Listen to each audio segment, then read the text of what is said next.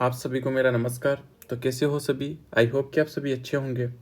तो दोस्तों आज एक चैप्टर है प्लांट मॉर्फोलॉजी, और प्लांट मॉर्फोलॉजी में डिफरेंट डिफरेंट फैमिलीज आती है, उन सब की अपन चर्चा करने वाले हैं। साथ में ही मैं आप लोगों के लिए हिंदी में नोट्स टाइप के लेक्चर लेके आता हूँ। ठीक है बेटा। और ये जो नोट्स है आपको मेरे टेलीग्राम चैनल पे मिल जाएंगे, तो आप वहाँ जाइए, ज्वाइन करिए और वहाँ से आपको ये नोट्स मिल जाएंगे। तो ये कंप्लीट जो प्लांट मॉर्फोलॉजी है इसके अपन ट्रिक के साथ स्टडी करने वाले हैं। ठीक है बेटा। तो सबसे पहले स्टार्ट करते हैं पुष्पीय पादपों के लक्षण। बेटा यहाँ पे जो पुष्पीय पादप है उसका मतलब है यहाँ पे सीधा सा एंजियोस्पर्म प्लांट। ठीक है बेटा। क्या? Angiosperm plant. Angiosperm plant. ठीक है बेटा। ये कंप्लीट नोट्स हिंदी में है, लेकिन कोशिश करूंगा आपको कंप्लीट टर्मिनोलॉजी में इंग्लिश में भी बता सकूं। ठीक है बेटा। जो जैसे एक प्लांट है मेरे पास, ये एंजियोस्पर्म प्लांट है। अभी ये जो प्लांट है इसके दो पार्ट है, एक तो वेजिटेटिव और एक है रिप्रोडक्टिव पार्ट। बेटा वेजिटेटिव पार्ट की बात करेंगे तो इसमें क्या क्या हो सकता है, जैसे ये क्या है, रूट है। ठीक है बेटा। ये कंप्लीट क्या है, स्टेम हो गया। ठीक है। और यहाँ पे जो ये लीफ लगी रहती है ये क्या है, ये भी वेजिटेटिव पार्ट। तो वेजिटेटिव की पार्ट बात करेंगे तो यहाँ पे जड़ हो गया, तना हो गया और पत्ती, ये सभी मिलकर कायिक भाग का निर्माण करते हैं। इसलिए जड़, तना और पत्ती के जो लक्षण हैं, जो करेक्टर है, उनकी स्टडी करना किसमें देखेंगे, कायिक लक्षणों में।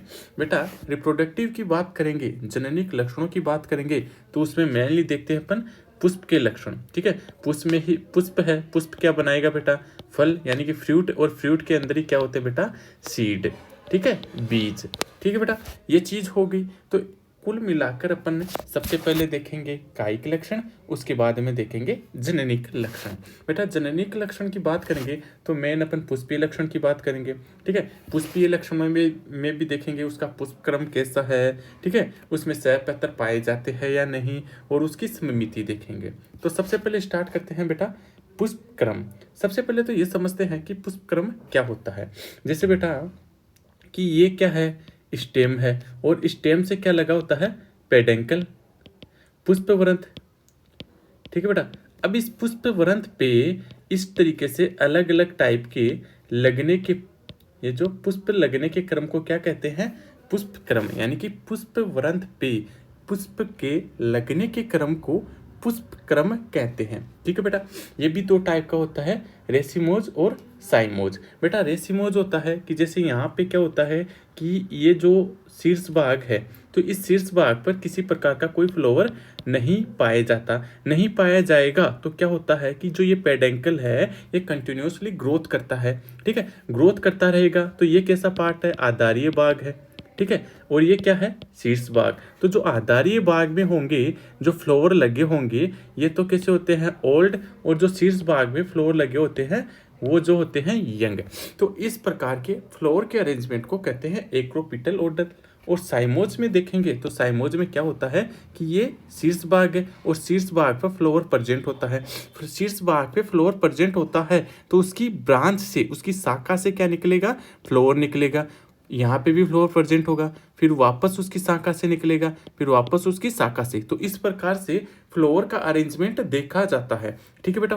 तो यहाँ पे क्या होगा कि जैसे ये क्या है बेटा, आधारीय भाग है, और ये क्या है, शीर्ष भाग। तो यहाँ पे जो आधारीय भाग है उसमें तो कैसे फ्लावर हो गए, यंग फ्लावर, और यहाँ पे जो शीर्ष भाग है यहाँ पे कैसे फ्लावर हो गए, ओल्ड फ्लावर। तो जो यंग फ्लावर हो गए वो बेस पार्ट में, और जो टिप पार्ट में है वहाँ पे ओल्ड फ्लावर। तो इस प्रकार के फ्लावर के अरेंजमेंट को क्या कहते हैं, बेसिपिटल। तो कुल मिलाकर समझ में आ गया रेसिमोज और साइमोज क्या होता है। उसके बाद में बात करेंगे बेटा फ्लावर की, पुष्प की, यानी कि एक पुष्प है। ठीक है। तो ये जो इन्फॉर्मेशन अपन इससे रफ कर देते हैं। ठीक है बेटा। बाकी नई नई चीज़ों को सीखते चलेंगे। ठीक है। कंप्लीट में आपको ये जो मॉर्फोलॉजी की स्टार्टिंग में अपन जो टर्मिनोलॉजी यूज करे थे वो भी रिवाइज कर लेंगे। तो यहाँ पे स्टार्ट करें हैं अपन सहपत्र। सबसे पहले तो आइए ये समझते हैं कि सहपत्र क्या होता है। बेटा अपन को पता है कि जो पुष्प है, जैसे यहाँ पे क्या है कि ये पुष्प लगा है, ठीक है, और इस पुष्प का ये भाग होता है थैलेमस। बेटा इस थैलेमस से क्या होता है कि छोटी छोटी लीफ लाइक स्ट्रक्चर निकलती है, उन्हें कहते हैं सहपत्र, ब्रैक्ट। अब बेटा जिन फ्लोर में जो ब्रैक्ट देखा जाता है, ब्रैक्ट पाया जाता है, उनको तो कहते हैं ब्रैक्टेड।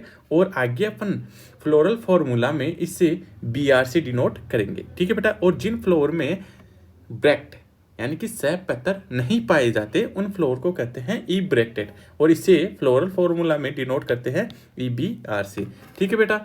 तो ये इन्फॉर्मेशन आपको बिल्कुल समझ में आ रही है। आगे बात करेंगे अपन सममिति, सिमेट्री की। इंग्लिश में कहते हैं बेटा सिमेट्री, अपन इंग्लिश भी साथ में देखते चलेंगे। सिमेट्री का मतलब क्या होता है कि एक फ्लोर को किस तरीके से कट कर रहे हैं। सबसे पहले देखेंगे एक्टिनोमॉर्फिक। बेटा एक्टिनोमॉर्फिक त्रिज्या सममिति की बात करेंगे तो जैसे मेरे पास ये एक फ्लोर है, इस फ्लोर को क्या करेंगे कि ऊर्ध्वाधर, ये ऊर्ध्वाधर तल है, ठीक है, ये ऊर्ध्वाधर तल से कट करेंगे, यानी कि किसी भी ऊर्ध्वाधर तल से फ्लोर को कट करने पर वो समान भागों में विभाजित हो जाता है, तो इसे कहते हैं बेटा एक्टिनोमॉर्फिक, ठीक है बेटा।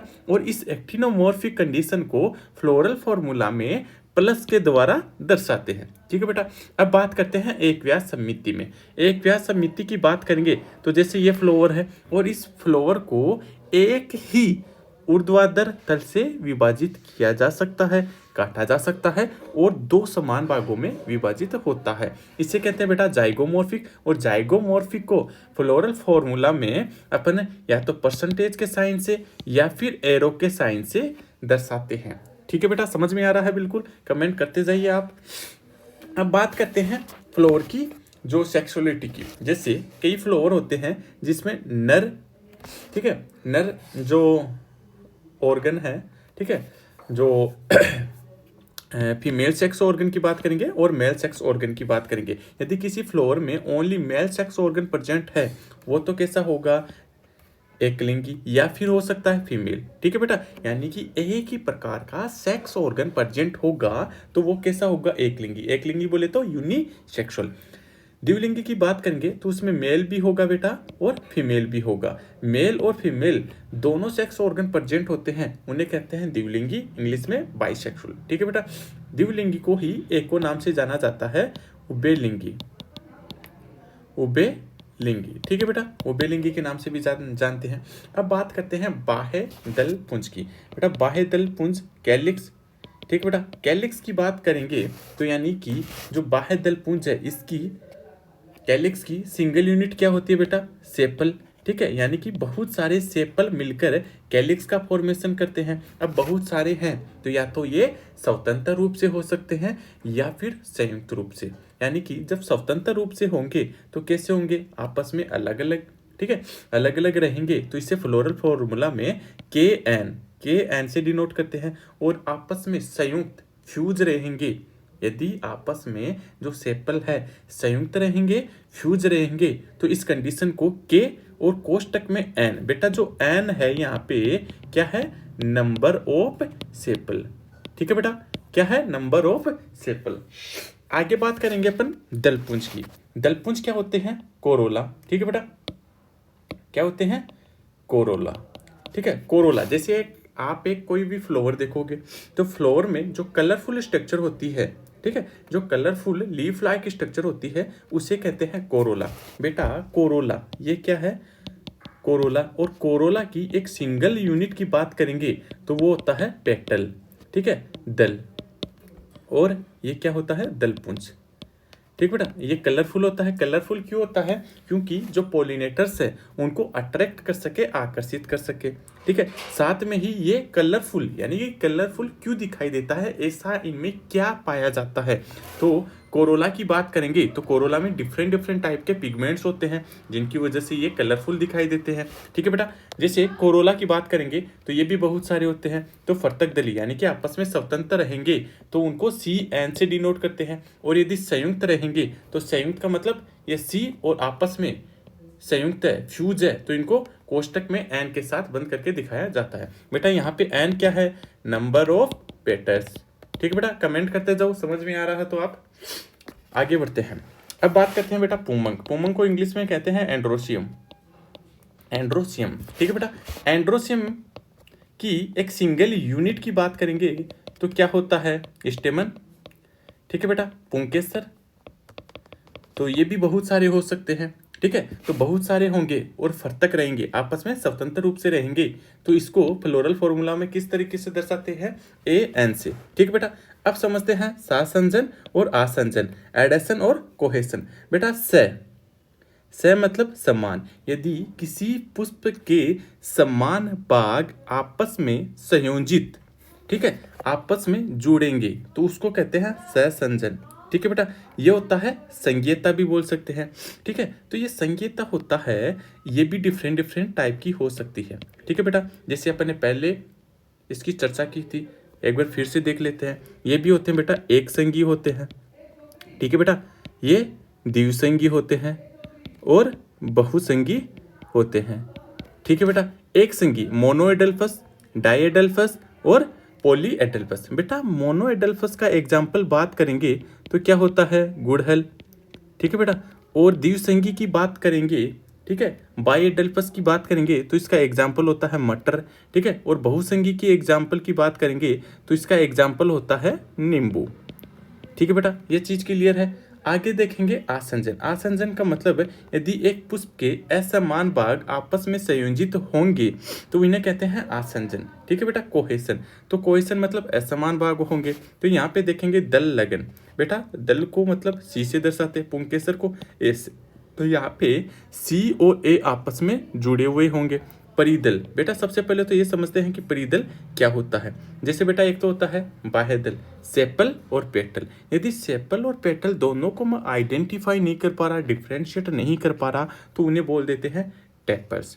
ठीक है बेटा, टेपल्स। और टेपल्स की एक सिंगल यूनिट होती है पेरियंत, तो इसको दर्शाएंगे बेटा पी से, और यहाँ पे जो पुंकेसर है ये है ए, तो आपस में जुड़े हुए होंगे, तो इस कंडीशन को इस तरीके से दर्शाते हैं। आगे बात करेंगे अपन स्त्री केसर की। ठीक है, स्त्री केसर बोले तो गाइनोसियम, और गाइनोसियम से ए जुड़ा हुआ है, एंडोसियम जुड़ा हुआ है, तो इस कंडीशन को कुछ इस तरीके से दर्शाते हैं। ठीक बेटा, अपन थोड़ा सा स्पीडली चल रहे हैं, चीज़ों को समझते हुए चल रहे हैं। ठीक है, तो ये चीज़ें थोड़ी सी ईजिली है, अपन जब मॉर्फोलॉजी पढ़ते हैं तो वहाँ पे अपन देख चुके होते हैं, तो ये थोड़ा सा रिविजन चल रहा है। ठीक बेटा, पेरियंथ की बात कर ली तो कि पेरियंथ क्या होता है, ये पृथक परिदली, संयुक्त परिदली, तो ये किस तरीके से दर्शाते हैं, ये चीजें अब आप समझ चुके हो। अब बात करते हैं अपन बेटा जायांग की। तो जायांग बोले तो गाइनोसियम। ठीक है, गाइनोसियम, गाइनोसियम की बात करिए तो ये भी संयुक्त होंगे या फर्तक। तो गाइनोसियम में यदि जो अंडाशय आपस में संयुक्त होते हैं उस कंडीशन को बेटा बोलते हैं वियुक्ता एंडपी। ठीक है, यानी भी स्वतंत्र रूप से, स्वतंत्र रूप से रहते हैं उसको कहते हैं वियुक्ता अंडपी, एपोकार्पस। ठीक है, एपोकार्पस और युक्ता अंडपी मतलब सिनकार्पस। ठीक है बेटा, एपोकार्पस और सिनकार्पस। आगे देखेंगे अंडाशय की स्थिति। बेटा अंडाशय की स्थिति अपन देखेंगे तो एक तरीके से देखा जाए तो अंडाशय है, जैसे यहाँ पे होता है अधोजाएंगी, यहाँ पे हाइपोगाइनस। बेटा हाइपो का मतलब भी होता है बिलो। ठीक है, जो लोअर सरफेस होता है उसको कहते हैं बिलो, लोअर सरफेस। ठीक है, जैसे यहाँ पे बेटा ये क्या है, गाइनोसियम है, और ये गाइनोसियम की क्या है, ओवेरी है। ठीक है बेटा, अब क्या होता है कि हाइपो मतलब होता है बिलो, और गाइनस का मतलब होता है जो फ्लोवर पार्ट होता है वो। ठीक है बेटा, तो यहाँ पे जो फ्लोवर पार्ट है यानी कि पुष्प चक्कर के जो भाग है ये नीचे से निकलेंगे, और नीचे से निकलेंगे तो ओवेरी की पोजीशन कैसी होगी, सुपीरियर। ठीक है, तो यहाँ पे जो ये लाइन है ये किसको दर्शाती है, ओवेरी की पोजीशन को, और गाइनोसियम मतलब ओवेरी। तो यहाँ पे जो लाइन नीचे है और ओवेरी कहाँ पे है, ऊपर वाले पार्ट पे, तो ओवेरी कैसी होगी यहाँ पे, उद्दोवर्ती या फिर सुपीरियर। ठीक है बेटा, सुपीरियर। परिजायंगी की बात करेंगे तो जो फ्लोवर जो चक्कर है वो कहाँ से निकलेंगे, मध्य भाग से निकलेंगे। ठीक है बेटा, जैसे ये क्या है, गाइनोसियम, और यहाँ से फ्लोर चक्कर निकल रहे हैं, तो ओवेरी की पोजीशन कैसी होगी, मिडिल में। तो इससे क्या कहते हैं, या तो हाफ इंफीरियर या फिर हाफ सुपीरियर। ठीक है बेटा, या तो हाफ इन्फीरियर या फिर हाफ सुपीरियर। अधिजायंगी की बात करेंगे, एपी का मतलब क्या होता है बेटा, अपर। तो यहाँ से जो पुष्प चक्कर है ये कहाँ से निकलेंगे, अपर वाले पार्ट से। तो ओवेरी कहाँ आ गई, नीचे की तरफ। तो ओवेरी की पोजीशन कैसी होगी, नीचे की तरफ। इसे क्या बोलेंगे, इन्फीरियर। ठीक है बेटा, ये थोड़ा सा हिंदी में देख लेना क्या कहते हैं। ठीक है बेटा, अब देखते हैं बेटा पुष्प सूत्र। पुष्प सूत्र की बात करेंगे तो पुष्प सूत्र, ये जो अब तक अपने जितने भी फ्लावर से रिलेटेड जितने भी इंफॉर्मेशन देखी है उससे पुष्प सूत्र लिखते हैं। ठीक है बेटा, तो जो पुष्प सूत्र होता है उससे एक तो जो दल विन्यास होता है, एस्टिवेशन होता है।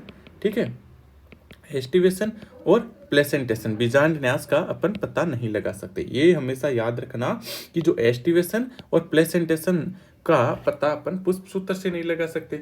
और वहीं अपन एक पुष्प चित्र की बात करेंगे तो पुष्प चित्र से जो अंडाशय की स्थिति है, ओवेरी ऑफ पोजीशन को अपन आइडेंटिफाई नहीं कर सकते।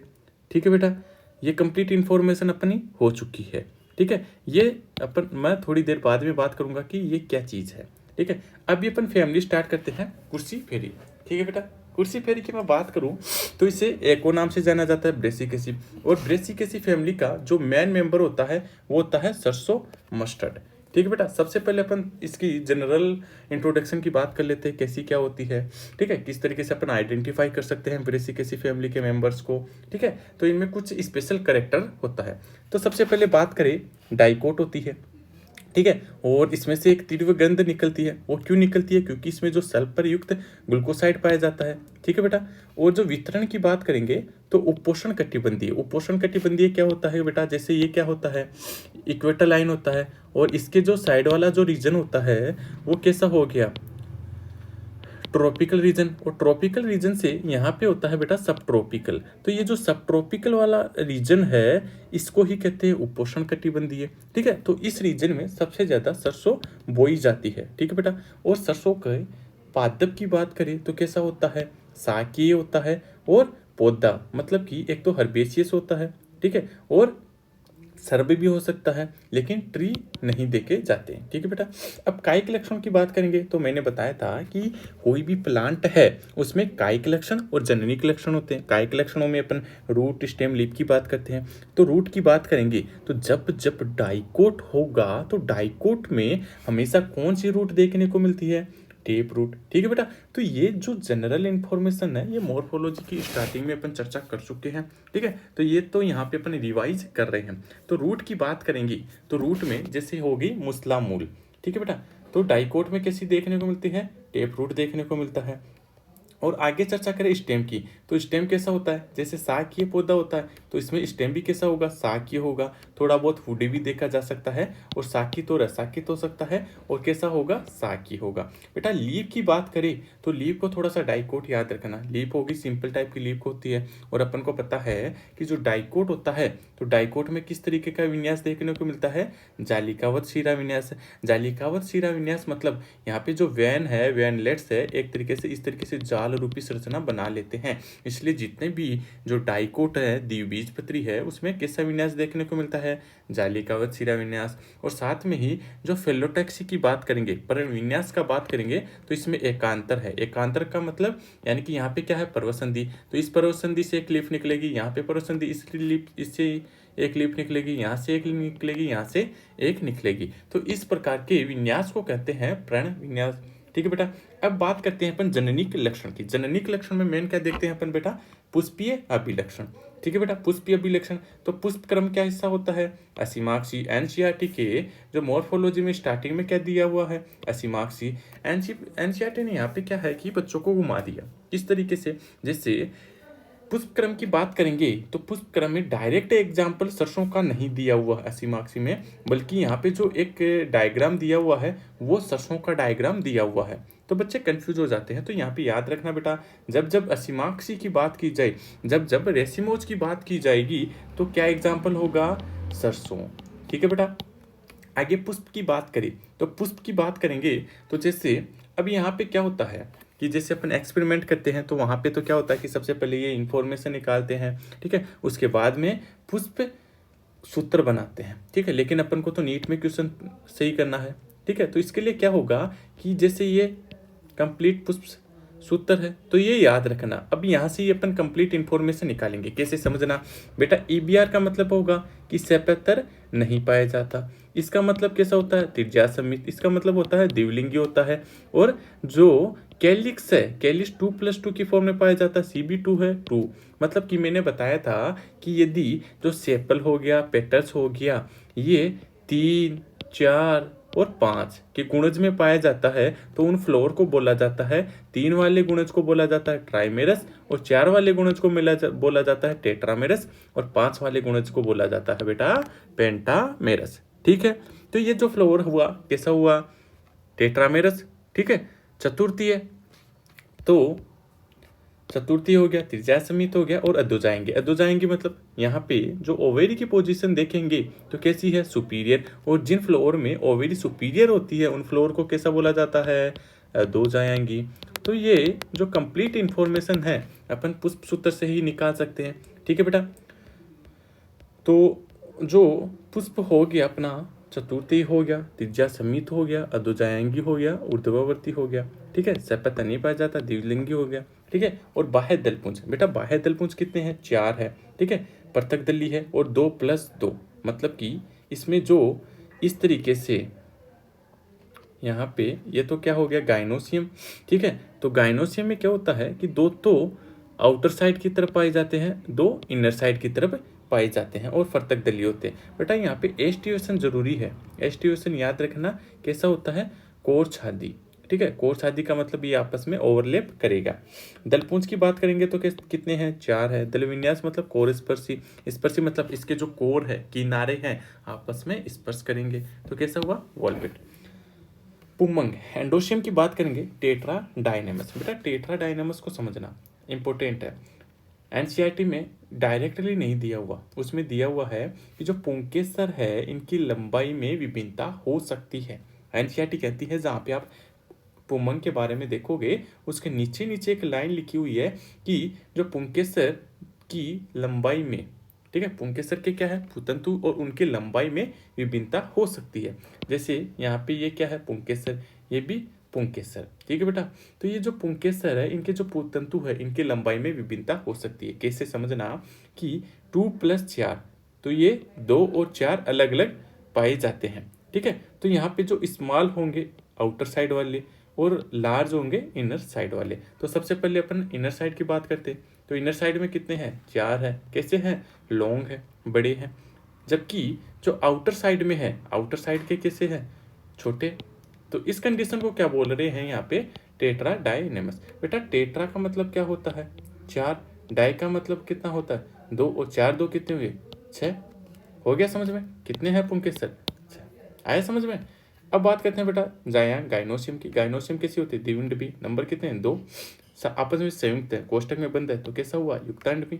ये इंफॉर्मेशन अपन कहाँ से निकाल रहे हैं, कंप्लीट ये जो फॉर्मूला है यहाँ से। ठीक है बेटा, तो आगे चले तो यहाँ पे कंप्लीट अपन पुमंग, जायाम, कोरोला, एंडोसियम वगैरह की अपन ने सब कुछ बात कर ली है। अभी फ्रूट देखेंगे तो फ्रूट कैसा होता है बेटा, सिलिकुआ।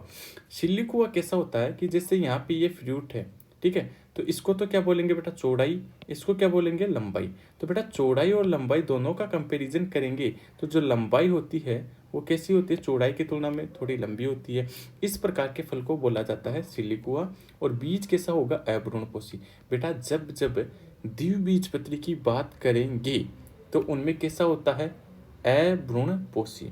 लेकिन सोलेनेसी एक ऐसी फैमिली है वो द्विबीजपत्री भी है लेकिन भ्रूणपोषी भी है। और ये कैसा है बेटा, अपवाद है। और अपन को पता है अपवाद तो हर जगह देखने को मिलता है। ये पुष्प सूत्र अपन ने देख लिया। अब बेटा फ्लोर डायग्राम की बात करेंगे तो फ्लोर डायग्राम में ये कितने हैं, 2। 2+2 कंडीशन में है, आपस में क्या है, इस तरीके से 2 तो बाहर है, ये बाहर, ये बाहर। ठीक है बेटा, और यहाँ पे ये क्या है, अंदर की साइड, ये भी अंदर की साइड। तो दोनों कंडीशन समझ में आ गया। एस्टिवेशन की बात करेंगे तो कैसा है, कोर छादी। ठीक है, और आगे बात करेंगे अपन कोरोला की। ठीक है, कोरोला की बात करें तो एस्टिवेशन है यहाँ पे वॉल्वेट टाइप का।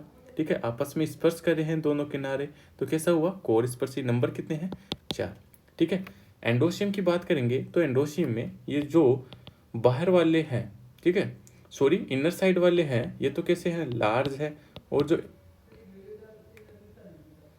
आउटर साइड है ये कैसे है, स्मॉल है। ठीक है बेटा, तो ये फ्लो डायग्राम अच्छे से समझ में आ गया। आगे चलते हैं इसके एग्जाम्पल की। ठीक है, एग्जाम्पल मैंने एनसीईआरटी वाले ही इंक्लूड किए हैं और इसकी ट्रिक है बेटा, तुमने मेरी रेड कैप में चांदनी को दी। बेटा तुमने turnip, mustard, radish, cauliflower, cabbage और चांदनी हो गया। अब बेटा यहाँ पे ये कंप्लीट जो फैमिली है ये है लेग्यूमिनेसी। मैं ये जो नोट्स है इनको स्क्रॉल कर देता हूँ, बाकी ये मैंने फैमिली कंप्लीट करवा दी है। किस तरीके से इन्फॉर्मेशन को रीड करते हैं, किस तरीके से जो ये फ्लोरल फॉर्मूला है वहाँ से अपन किस तरीके से कंप्लीट कायिक और पुष्पीय लक्षणों का अध्ययन कर सकते हैं। ठीक है बेटा, तो मैं ये धीरे धीरे जो नोट्स है इनको स्क्रॉल कर रहा हूँ। आप चाहे तो स्क्रीनशॉट ले लो, चाहे तो आप टेलीग्राम ग्रुप ज्वाइन हो जाना, तो वहाँ मैं ये सब नोट्स में सेंड कर दूंगा। आगे अपन एक बार यहाँ पे समझ लेंगे इसका जो पुष्प सूत्र होता है, BR मतलब कि सहपत्तर नहीं पाए जाएंगे। कैसा होगा, एक व्यास समित पुष्प होगा, द्विलिंगी कितना होगा 5 और आपस में संयुक्त होता है। ठीक है, और इसमें ये स्पेशल टाइप की कंडीशन पाई जाती है कोरोला में। ठीक है, इस प्रकार के एस्टिवेशन को कहते हैं बेटा वेक्सेलरी। ठीक है, एंडोसियम होगा, ये भी कैसा होगा बायोडल्फस। ठीक है, जिसमें 9 तो क्या होंगे संयुक्त होगा और एक फ्री, जैसे यहाँ पे देखने को मिल रहा है ये। ठीक है, और गाइनोसियम एक ही होगी और ओवेरी सुपीरियर होगी। इसके एग्जाम्पल है बेटा, MLA ने इंडिया के ग्राउंड से सोयाबीन के सन हेम्प का तेल निकालने का ट्राई किया। M फॉर मुलेटी, L for lupin, F for अरहर, इंडिया इंडिगोफोरा, ग्राउंड मतलब मूंगफली, से सस्बेनिया और सोयाबीन। ठीक है, सनई सन हेम्प, ट्राइमिल, ट्राइफोलियम, ये एक चारा होता है। ठीक है बेटा, तो ये कंप्लीट आप एग्जाम्पल इस तरीके से भी याद रख सकते हो। आगे सोलेनेसी की बात करें तो मैंने सब कुछ सिखा दिया है। बाकी कोई दिक्कत आए तो आप कमेंट्स कर सकते हो, चाहे तो अपन कंप्लीट फैमिलीज भी अपन स्टडी कर सकते हैं, तो आप कमेंट करना। कोई चीज़ नहीं समझ में आए तो मैं आपको अच्छे से एक्सप्लेन कर दूंगा। बाकी मैं नोट्स को स्क्रॉल कर रहा हूँ, आप चाहे तो स्क्रीनशॉट ले लो।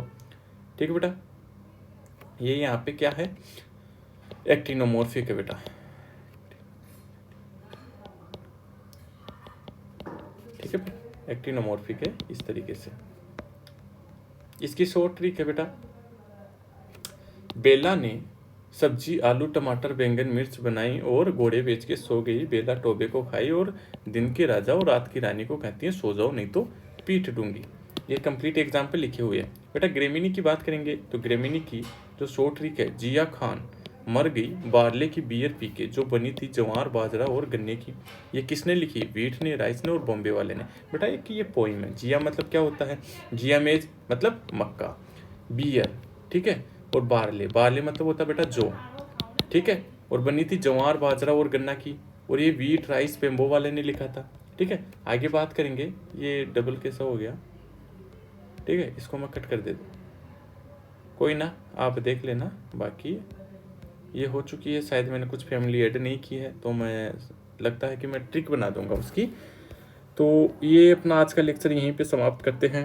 कुछ कमियां रह गई, कुछ चीज़ें ऐड नहीं कर पाया, तो मैं आपको नेक्स्ट लेक्चर में प्रोवाइड करवा दूंगा। बाकी बेटा मैं आपके लिए अब कंटिन्यू इस तरीके से नोट्स लेके आऊँगा, तो आपका इतना राइट है, आप लोगों के लिए इतनी मेहनत कर रहा हूँ। ठीक है, हिंदी में नोट्स प्रोवाइड करवा रहा हूँ। आपको भी पता है कि हिंदी में इंग्लिश से हिंदी ट्रांसलेट करना बहुत ज़्यादा टिपिकल है।